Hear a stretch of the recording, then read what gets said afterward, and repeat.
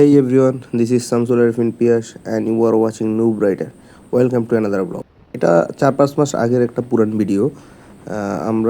আমি এবং আমার কাজিন ঢাকা থেকে ফেনী গেছিলাম। তো এটা ফেনী থেকে ব্যাক করার সময় আমার কাজিনের ক্যামেরায় রেকর্ড করা ভিডিও। আমি ওই যে দূরে দেখতে পাচ্ছেন একটা বাইক, আমি আসলে ওইটা। তো ব্লগটা শুরু করার আগে প্রথমে চলুন ইন্ট্রোটা দেখে আসি।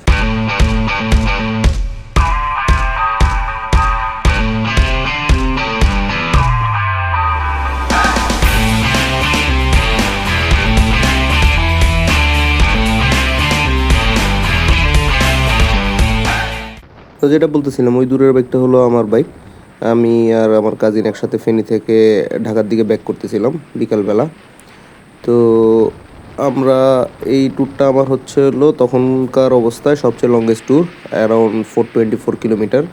আমরা ঢাকা থেকে ফেনী যাই, ফেনী থেকে পরশুরাম, বিলোনিয়া বর্ডার এবং আশপাশে আরও 1-150 কিলো ঘোরাঘুরি সহ টোটাল একটা 424 কিলোমিটারের ট্যুর দিছিলাম। তো আমার কাছে তখন এক্সাইটিং ছিল, কারণ this was my first long tour. So আমি এবং আমার কাজিন মোটামুটি একটা without any hassle, without any প্যারা আমরা একটা ট্যুর শেষ করে ঢাকার উদ্দেশ্যে ব্যাক করি। তো ব্লগ তো চলবেই, চলুন এই সুন্দর ভিউ আগে এনজয় করে আসি।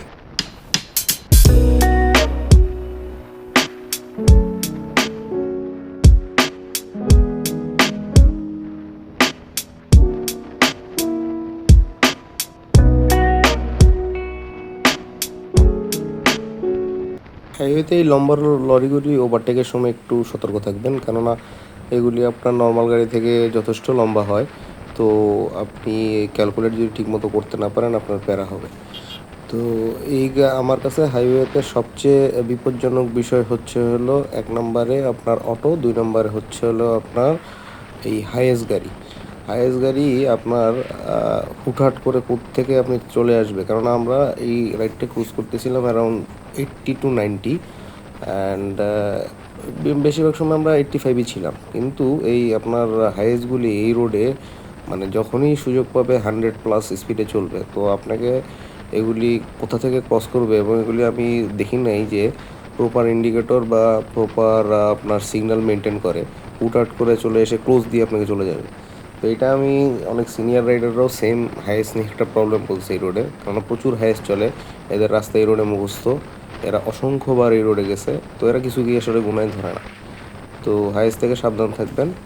এবং আমার প্রথম রাইড হিসেবে আমি একটা নির্দিষ্ট স্পিডে আসলেই 85 যেমন কনস্ট্যান্ট ধরে রেখে চালাইছি। আমার কাছে আমাকে খুব অ্যাপ্রিসিয়েট করছিল সেই কারণে।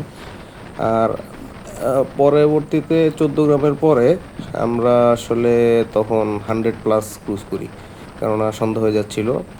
তো আসলে আমাদের যত দ্রুত সম্ভব, যতটুকু ডিস্টেন্স আমরা অন্ধকার হওয়ার আগে পার করতে পারি, ততটাই আমরা সুবিধা ভাবছিলাম।